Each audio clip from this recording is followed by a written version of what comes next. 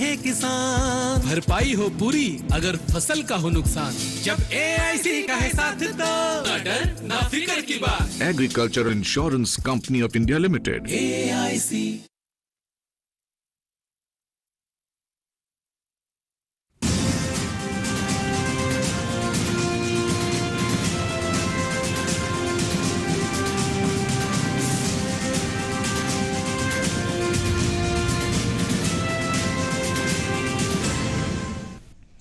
नमस्कार, किसान समाचार में आपका स्वागत है। मैं हूं साइमा खान। सबसे पहले नजर डाल लेते हैं हेडलाइंस पर।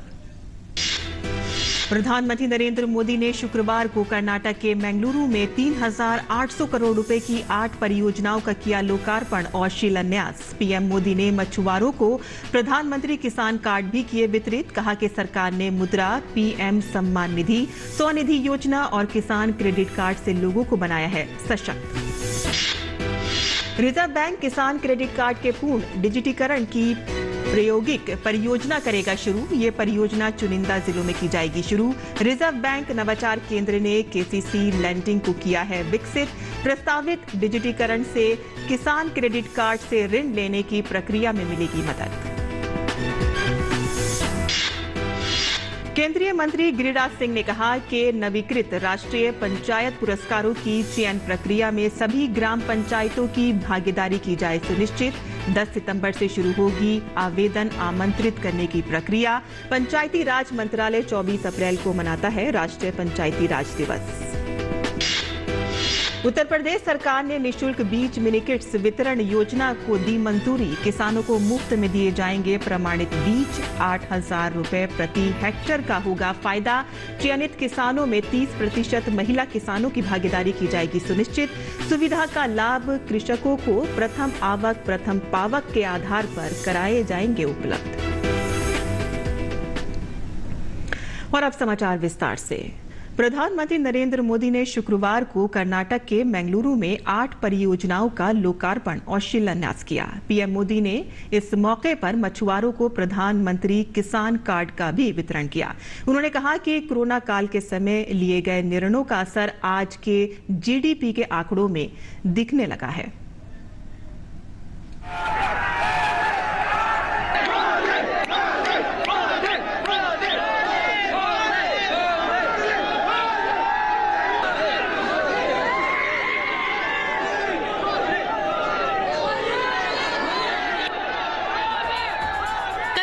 विकास परियोजनाओं की सौगात देने मंगलुरु पहुंचे प्रधानमंत्री मोदी ने लगभग 3,700 करोड़ रुपए से अधिक की लागत वाली यंत्रीकीकरण और औद्योगिकरण परियोजनाओं का उद्घाटन और शिलान्यास किया। इसमें कंटेनरों और अन्य माल के प्रबंधन के उद्देश्य से गोदी नंबर 14 के यंत्रीकीकरण के लिए 280 करोड़ रुपए से अधिक की लागत वाली परियोजना का उद्घाटन, बंदरगाह द्वारा संचालित लगभग 1,000 करोड़ रुपए की लागत वाली 5 परियोजनाओं का शिलान्यास, कुलाई के मत्स्य बंदरगाह के विकास के लिए आधारशिला, Mangaluru refinery and petroleums limited द्वारा संचालित 2 परियोजनाओं यानी BS6 उन्नयन परियोजना और समुद्री जल से नमक तथा दूसरे खनिजों को निकालने वाली परियोजना का उद्घाटन शामिल है। इन प्रोजेक्ट से कर्नाटका में व्यापार, कारोबार को, उद्योग को और ताकत मिलेगी। ईज ऑफ डूइंग बिजनेस को बल मिलेगा। विशेष रूप से वन डिस्ट्रिक्ट वन प्रोडक्ट के तहत विकसित किए जा रहे कर्नाटका के किसानों और मछुआरों के उत्पादों को अंतर्राष्ट्रीय बाजारों तक पहुंचाना और आसान होगा। देश में पोत को आधार बनाकर किए गए विकास को प्रधानमंत्री मोदी ने विकास का अहम मंत्र बताया। उन्होंने कहा कि सरकार के प्रयासों से सिर्फ 8 वर्षों में ही भारत के पोतों की क्षमता लगभग दुगनी हो गई है। भारतमाला से सीमावर्ती राज्यों के रोड इंफ्रास्ट्रक्चर को सशक्त किया जा रहा है तो कोस्टल इंफ्रास्ट्रक्चर को सागर माला से शक्ति मिल रही है। बीते वर्षों में देश ने पोर्ट लेड डेवलपमेंट को विकास का एक अहम मंत्र बनाया है। इन्हीं प्रयासों का परिणाम है कि सिर्फ 8 वर्ष में भारत के पोर्ट्स की कैपेसिटी लगभग 2 गुनी हो गई है। प्रधानमंत्री मोदी ने कहा कि आर्थिक दृष्टि से छोटा समझकर भुला दिए गए लोगों के साथ सरकार खड़ी है। प्रधानमंत्री मोदी ने कहा कि कोरोना काल में जो नीतियां बनाई गई थी, उसका असर जीडीपी के आंकड़ों में दिखने लगा है। पिछले साल इतने ग्लोबल डिसरप्शन के बावजूद भारत ने $670 बिलियन यानी 50 लाख करोड़ रुपए का टोटल एक्सपोर्ट किया। हर चुनौती से पार पाते हुए भारत ने $418 बिलियन यानी 31 लाख करोड़ रुपए के मर्चेंडाइज एक्सपोर्ट का नया रिकॉर्ड बनाया। आज देश के ग्रोथ इंजन से जुड़ा हर सेक्टर पूरी क्षमता से चल पड़ा है। प्रधानमंत्री मोदी ने कहा कि कर्नाटक में डबल इंजन की सरकार राज्य में विकास को लगातार गति दे रही है। उन्होंने कहा कि जल जीवन मिशन के तहत सिर्फ 3 वर्षों में ही देश में 6 करोड़ से अधिक घरों में पाइप से पानी की सुविधा पहुंचाई गई है और कर्नाटक के भी 30 लाख से ज्यादा ग्रामीण परिवारों तक पहली बार पाइप से पानी पहुंचा है। वहीं पिछले 8 वर्षों में देश में गरीबों के लिए 3 करोड़ से अधिक घर बनाए गए हैं, तो कर्नाटक में भी गरीबों के लिए 8 लाख से ज्यादा पक्के घरों के लिए स्वीकृति दी गई है। ब्यूरो इनपुट के साथ आयशा खानम की रिपोर्ट, डीडी न्यूज। और रिजर्व बैंक किसान क्रेडिट कार्ड के पूर्ण डिजिटीकरण की प्रायोगिक परियोजना शुरू करेगा। इसे केसीसी लैंडिंग भी कहा जाता है। रिजर्व बैंक के बयान में कहा गया है कि ग्रामीण वित्त का डिजिटीकरण रिजर्व बैंक के फिनटेक प्रयासों का मुख्य उद्देश्य है। ये प्रायोगिक परियोजना Madhya Pradesh union bank of India और तमिलनाडु में फेडरल बैंक के साथ चुनिंदा जिलों में शुरू की जाएगी। रिजर्व बैंक नवाचार केंद्र ने केसीसी लैंडिंग को विकसित किया है। प्रस्तावित डिजिटीकरण से किसान क्रेडिट कार्ड से ऋण लेने की प्रक्रिया अधिक दक्षतापूर्ण बनाने में मदद मिलेगी। इससे ऋण लेने वालों के लिए लागत घटेगी और ये प्रक्रिया तीव्र गति से सुलभ होगी और आवेदन करने से लेकर ऋण लेने तक की समय अवधि कम होगी। इस समय ग्राहकों को भू स्वामित्व के प्रमाण और अन्य दस्तावेजों के साथ व्यक्तिगत रूप से बैंक शाखा में जाना पड़ता है और इससे ऋण के आवेदन से ऋण मिलने की प्रक्रिया तक 2 से 4 सप्ताह का समय लगता है। प्रायोगिक परियोजना से मिली सीख के आधार पर इस पर धीरे धीरे किसान क्रेडिट कार्ड की डिजिटीकरण की प्रक्रिया का विस्तार देश भर में भी किया जाएगा। और आगे बढ़ते हैं और बात करते हैं पंचायती अवार्ड्स की, जहां इस वर्ष बिहार, उत्तर प्रदेश, आपको बता दें कि ग्रामीण विकास और पंचायती राज मंत्री गिरिराज सिंह ने सरपंचों और ग्राम प्रधानों से कहा है कि नवीकृत राष्ट्रीय पंचायत पुरस्कारों की चयन प्रक्रिया में सभी ग्राम पंचायतों की भागीदारी सुनिश्चित की जाए। इन पुरस्कारों के लिए आवेदन आमंत्रित करने की प्रक्रिया 10 सितंबर से शुरू होगी। प्रविष्टियां ऑनलाइन जमा करने की अंतिम तिथि 31 अक्टूबर है। उन्होंने इस संबंध में सभी सरपंचों और ग्राम प्रधानों को पत्र लिखा है। गिरिराज सिंह ने बताया है कि राष्ट्रीय पंचायत पुरस्कारों के प्रारूप, प्रक्रिया और श्रेणियों को व्यापक रूप से संशोधित किया गया है। इससे विकासखंड, जिला, राज्य और राष्ट्रीय स्तर पर श्रेष्ठ प्रदर्शन करने वाली पंचायतों को पुनर्व्यवस्थित करके सुविधा और प्रोत्साहन प्राप्त करने के लिए बहुस्तरीय स्पर्धा मिलेगी। उन्होंने कहा कि पंचायतों में सतत विकास लक्ष्यों के स्थानीयकरण और उपलब्धि को प्रोत्साहन देने के लिए इन पुरस्कारों के प्रारूप और श्रेणियों में महत्वपूर्ण संशोधन किए गए हैं। पंचायती राज मंत्रालय प्रत्येक वर्ष 24 अप्रैल को राष्ट्रीय पंचायती राज दिवस के रूप में मनाता है। ये दिवस देश में पंचायती राज प्रणाली को संवैधानिक दर्जा देने की स्मृति में मनाया जाता है। इस अवसर पर पंचायती राज मंत्रालय देश भर के राज्यों और केंद्र शासित प्रदेशों में श्रेष्ठ प्रदर्शन करने वाली पंचायतों को पुरस्कृत करता है। और इस वर्ष बिहार, उत्तर प्रदेश एवं झारखंड राज्यों में बहुत कम वर्षा हुई है, जिससे इन राज्यों में किसान या तो खरीफ फसलों की बुआई नहीं कर पाए हैं और या सिंचाई के अभाव में फसल खराब हो गई है। इस स्थिति से निपटने के लिए राज्य सरकारों के द्वारा वैकल्पिक फसलों की खेती के लिए अनुदान पर बीज उपलब्ध कराए जा रहे हैं। उत्तर प्रदेश मंत्री परिषद ने किसानों को बीज अनुदान योजना के अंतर्गत निःशुल्क बीज मिनी किट्स वितरण की योजना को मंजूरी दे दी है। उत्तर प्रदेश मंत्री परिषद ने कमजोर मानसून की स्थिति में राज्य पोषित प्रमाणित बीजों पर अनुदान की योजना के अंतर्गत तौरिया के निःशुल्क बीज मिनी किट्स वितरण की कार्य योजना और निःशुल्क बीज मिनी किट्स वितरण हेतु प्रमाणित बीजों पर अनुदान के मद से 457.60 लाख रुपए की राशि की व्यवस्था के प्रस्ताव को मंजूरी दी है। निःशुल्क बीज मिनी किट्स के वितरण में लघु सीमांत किसानों को प्राथमिकता दी जाएगी और योजना के तहत चयनित किसानों में 30% महिला किसानों की भागीदारी सुनिश्चित की जाएगी। इस सुविधा का लाभ कृषकों को प्रथम आवक प्रथम पावक के आधार पर उपलब्ध कराया जाएगा। और आपको बता दें कि दुधारू पशुओं में पोषण व आहार की महत्ता को देखते हुए बीकानेर स्थित राजस्थान पशु चिकित्सा एवं पशु विज्ञान विश्वविद्यालय ने राजूवास मिनरल मिक्सचर तैयार किया है। दुधारू पशुओं के लिए क्या है पोषक आहार का महत्व, इस विषय पर हमारे संवाददाता ओपी यादव ने बात की राजूवास के प्रसार शिक्षक निदेशक डॉक्टर आर.के. धूरिया से। पशुओं में पोषण की कितनी महत्ता और इससे दूध उत्पादन और पशुओं के स्वास्थ्य पर कितना असर पड़ता है, इस विषय पर बात करने के लिए हमारे साथ मौजूद है राजस्थान पशु चिकित्सा एवं पशु विज्ञान विश्वविद्यालय के निदेशक प्रसार डॉक्टर आर.के. धूरिया। पोषण का जीवन में बहुत महत्व है और पशुओं की बात करें तो ये काफी महत्वपूर्ण और संवेदनशील मुद्दा है। जानवरों में पोषण की महत्ता कितनी महत्वपूर्ण है दूध उत्पादन में और उनके स्वास्थ्य के संदर्भ में? देखिए, ये सर्वविदित है कि जैसा खाएंगे अन्न वैसा रहेगा मन, और एक और कहावत है कि जैसा खाएंगे अन्न वैसा रहेगा तन।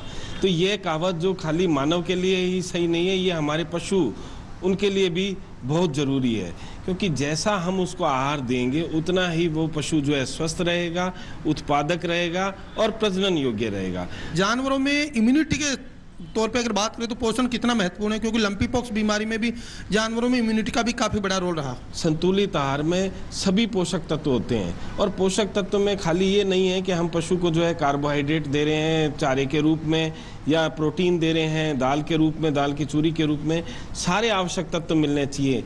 खली भी उसको मिलनी चाहिए, उसको नमक भी मिलना चाहिए, उसको विटामिन भी मिलना चाहिए और उसको मिनरल मिक्सचर भी मिलना चाहिए। तो ये जब सारे तत्व मिलते हैं तो निश्चित तौर पर पशु की जो प्रतिरोधक क्षमता है, जिसको हम इम्यूनिटी कह रहे हैं, वो बेहतर होगी। और हम देख रहे हैं कि लंपी डिजीज की आपने जैसे बात करी है कि सभी पशुओं में नहीं है, जो जिनमें प्रतिरोधक क्षमता जिन पशुओं में कम है, जिनमें संतुलित आहार की कमी से इम्यूनिटी कम है, वही इससे ग्रसित हो रहे हैं। बैलेंस डाइट के तौर पे अगर फोर्टिफाइड फूड के तौर पे जानवरों में देखें तो बैलेंस फूड क्या क्या हो सकता है पोषण में? 4 तत्व लेने बहुत जरूरी है। एक तत्व है अनाज का दलिया, दूसरी जो आवश्यक चीज है वो है प्रोटीन। प्रोटीन के लिए हमारे पास दालों की चूरी एक महत्वपूर्ण स्रोत है। तीसरा जो इम्पोर्टेंट है वसा, पशु शरीर के लिए जिसको हम फैट कह रहे हैं, जिसको हम ऑयल भी कहते हैं, उसको उपलब्ध कराने के लिए हम कई तरह की खली, जो तेलीय बीजों की खली होती है, उनको हमें काम में लेना चाहिए। चौथी जो है अनाज, क्योंकि ज़्यादा मात्रा में चाहिए होता है और दलिया भी की कॉस्ट थोड़ी ज़्यादा होती है, तो इसकी कॉस्ट को कम करने के लिए और अनाज के मात्रा को बढ़ाने के लिए हम जो है गेहूँ की और चावल की चापड़ भी यूज कर सकते हैं। तो ये राजस्थान पशु चिकित्सा एवं पशु विज्ञान विश्वविद्यालय के प्रसार निदेशक डॉक्टर आर.के. धूरिया, जिनका मानना है कि इंसान को जैसे स्वस्थ और सेहतमंद रखते हैं वैसे ही जानवरों को स्वस्थ और सेहतमंद रखने के लिए न केवल पोषण युक्त डाइट का महत्व है, बल्कि उनकी रोग प्रतिरोधक बढ़ाने के साथ साथ दूध उत्पादन बढ़ाने में भी पोषण युक्त डाइट का काफी महत्व है। इसलिए जानवरों को चुस्त दुरुस्त बनाए रखने और दूध उत्पादन बढ़ाने के लिए पोषण युक्त डाइट हमेशा देते रहना चाहिए। मेरे साथ कैमरामैन गोपाल दास के साथ में OP Yadav, DD news, Delhi. और दिल्ली के उपराज्यपाल विनय कुमार सक्सेना ने राजधानी के कुतुबगढ़ गांव में चंदन वृक्षारोपण अभियान की शुरुआत की। इस दौरान 500 किसानों ने 1000 चंदन के पौधे लगाए। इस अवसर पर उपराज्यपाल ने कहा कि अगले 10-12 वर्ष में ये पेड़ 150 करोड़ रुपए की संपत्ति बन जाएंगे, जिससे यहाँ के किसान आर्थिक रूप से मजबूत हो सकेंगे। उपराज्यपाल ने दिल्ली विकास प्राधिकरण के अधिकारियों को भी निर्देश दिए हैं कि वह तालाबों के जीर्णोद्धार के कार्यों को सुनिश्चित करें। हरियाणा के कृषि एवं किसान कल्याण मंत्री जेपी दलाल ने कहा कि किसानों को नई किस्मों के अच्छी गुणवत्ता वाले बीज उपलब्ध करवाए जाएं, जिससे फसलों की पैदावार अधिक होगी और अच्छा मुनाफा भी मिलेगा। जेपी दलाल ने पिछले दिनों कृषि एवं किसान कल्याण विभाग के अधिकारियों के साथ समीक्षा बैठक में कहा कि अच्छी फसल के लिए अच्छे बीजों का होना बहुत जरूरी है। बीज और फसल उत्पादन के बीच सीधा संबंध होता है। बीज की गुणवत्ता जितनी बेहतर होगी, फसल की पैदावार भी उतनी अधिक होगी और किसानों को फायदा होगा। उन्होंने कहा कि हरियाणा कृषि विश्वविद्यालय हिसार के साथ मिलकर अच्छी गुणवत्ता वाले बीज किसानों को उपलब्ध करवाए जाएं। कृषि मंत्री ने अधिकारियों को निर्देश देते हुए कहा है कि आगामी रबी की फसलों के लिए खाद का पूरा स्टॉक रखा जाए। खाद को लेकर सितंबर, अक्टूबर और नवंबर महीनों के हिसाब से चार्ट बना लिया जाए, ताकि भविष्य में किसी भी दिक्कत का सामना न करना पड़े और किसानों को खाद लेने में कोई भी समस्या उत्पन्न न हो।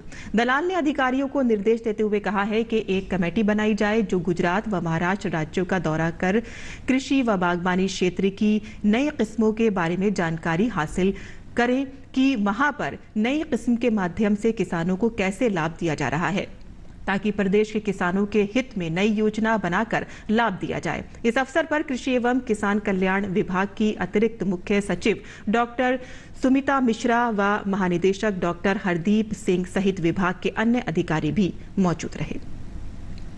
और आगे बढ़ते हैं और देखते हैं कि देश भर की मंडियों का क्या भाव है।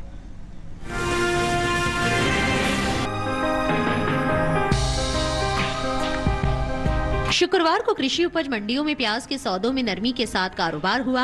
हालांकि इस दौरान कुछ मंडियों में प्याज के भाव में तेजी देखने को मिली। बात इसकी आवक की करें तो 2 सितंबर को ज्यादातर कृषि उपज मंडियों में प्याज बिकवाली के लिए पहुंची। हाजिर भाव पर नजर डालें तो एक्मार्कनेट के मुताबिक प्याज की उपज में अहम स्थान रखने वाले राज्य महाराष्ट्र की लासलगांव मंडी में 1 सितंबर को प्याज का भाव रहा 1230 रुपए। 2 सितंबर को इसके भाव में 10 रुपए की गिरावट आई और भाव हो गया 1220 रुपए। इसी तरह राज्य की मनमाड़ मंडी में प्याज के सौदों में नरमी के साथ कारोबार हुआ। यहाँ 1 सितंबर को प्याज का भाव था 1050 रुपए। 2 सितंबर को इसके सौदे 100 रुपए लुढ़क कर 950 रुपए पर हुए। जबकि राजस्थान की जोधपुर मंडी में इस दौरान प्याज के भाव में बढ़त देखने को मिली। यहाँ गुरुवार को प्याज का भाव रहा 800 रुपए। शुक्रवार को इसके सौदों में 100 रुपए की तेजी आई और भाव 900 रुपए पर जा पहुँचा। वहीं उत्तर प्रदेश की इलाहाबाद मंडी में 1 सितंबर को प्याज का भाव था 1450 रुपए। 2 सितंबर को इसके सौदे 30 रुपए टूटकर 1420 रुपए पर हुए। इस साल घरेलू स्तर पर प्याज की उपज में बम्पर इजाफा देखने को मिल सकता है। कृषि मंत्रालय की ओर से बागवानी फसलों के लिए हाल ही में जारी दूसरे अग्रिम अनुमान के मुताबिक देश में प्याज की उपज बीते साल से 50 लाख टन से ज्यादा होने की उम्मीद है। साल 2021-22 के दौरान प्याज की कुल उपज 3,17,03,000 टन रहने का अनुमान जताया गया है, जबकि बीते साल की समान अवधि के दौरान प्याज की पैदावार 2,66,41,000 टन रही थी। बता दें कि देश से होने वाले सब्जियों के निर्यात में इस साल बढ़त देखने को मिली है। एपिडा की ओर से हाल ही में जारी ताज़ा आंकड़ों के अनुसार साल 2022 में अप्रैल से मई के दौरान देश से कुल सब्जियों के निर्यात में 36,938 टन की बढ़ोतरी हुई है। बीते 2 महीने के दौरान सब्जियों का कुल निर्यात 4,50,711 टन का हुआ है, जबकि बीते साल इस दौरान निर्यात 4,13,773 टन रहा था।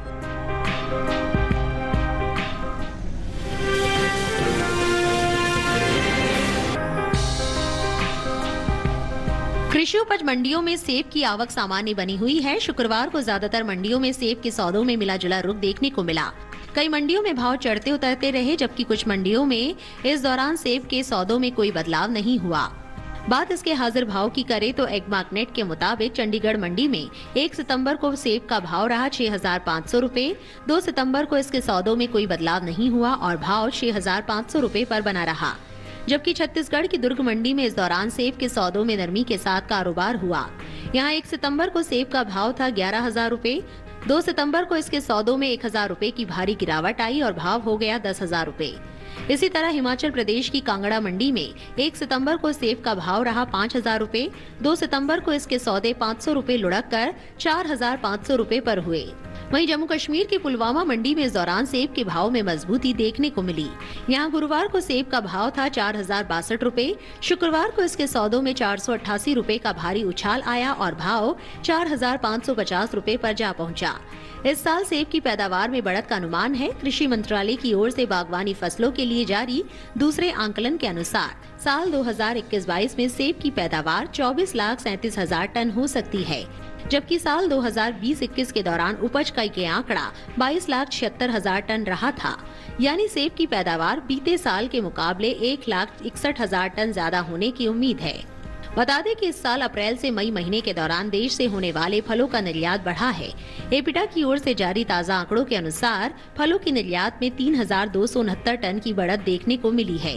साल 2022 में अप्रैल से मई के दौरान देश से कुल फलों का निर्यात 2,03,286 टन का हुआ है, जबकि बीते साल की समान अवधि के दौरान निर्यात 2,17,000 टन का ही हुआ था।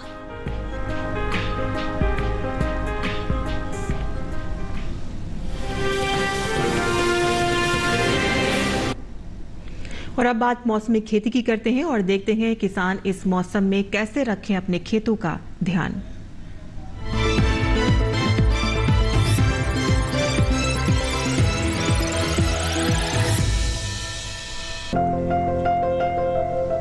पंजाब में अमरूद की रुपाई करें, यहाँ आम की रुपाई भी कर ले। आम के बागों में सिंचाई करते रहे। साथ ही लीची की रुपाई कर सकते हैं। लीची के बागों में सिंचाई कर सकते हैं। किसान प्याज की रुपाई करे, प्याज के खेत में सिंचाई भी कर ले। इसके अलावा मक्के के खेत में सिंचाई करते रहें। पंजाब में गन्ने के खेत में सिंचाई कर सकते हैं। वहीं मूंगफली के खेत में निराई कर ले। इसके साथ ही सोयाबीन के खेत में निराई के लिए समय उचित है। किसान अरहर के खेत में भी निराई करते रहे।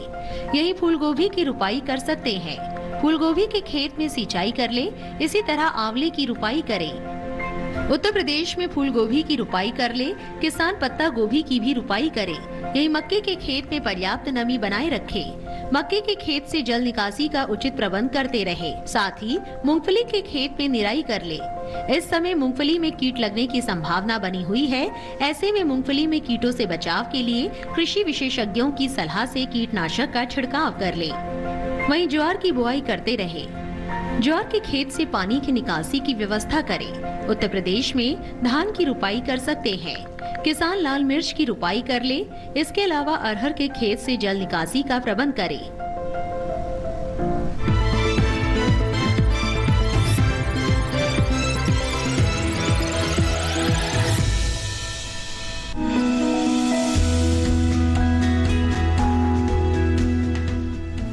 शलजम को वैसे तो सभी तरह की मिट्टी में बोया जा सकता है, लेकिन दोमट मिट्टी सबसे उत्तम होती है। शलजम के खेत से जल निकासी की समुचित व्यवस्था जरूरी है।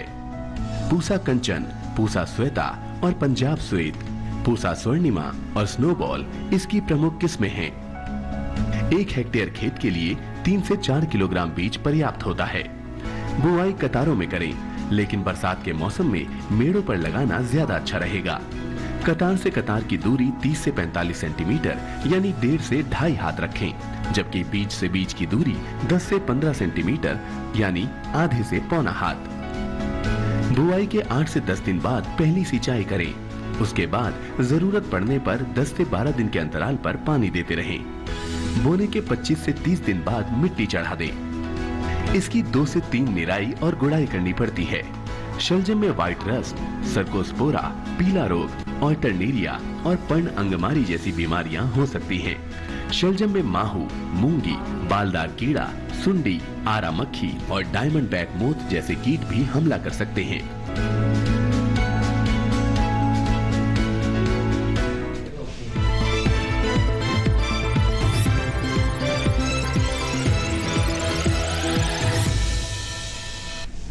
और खेती किसानी से जुड़ी खबरों के बाद आइए अब नजर डाल लेते हैं खास खबरों पर। भाजपा के राष्ट्रीय अध्यक्ष जेपी नड्डा के हरियाणा दौरे का दूसरा दिन। भाजपा के राष्ट्रीय अध्यक्ष जेपी नड्डा ने पंचकूला में माता मनसा देवी मंदिर में पूजा अर्चना की। इसके बाद जेपी नड्डा ने प्रतिष्ठित खिलाड़ियों के साथ बातचीत की। दिल्ली एनसीआर की तर्ज पर उत्तर प्रदेश में राज्य राजधानी क्षेत्र गठित किया जाएगा। मुख्यमंत्री योगी आदित्यनाथ ने आदेश दिया कि उत्तर प्रदेश राज्य राजधानी क्षेत्र के लिए लखनऊ व आसपास के जिलों को शामिल कर प्रस्ताव तैयार करें।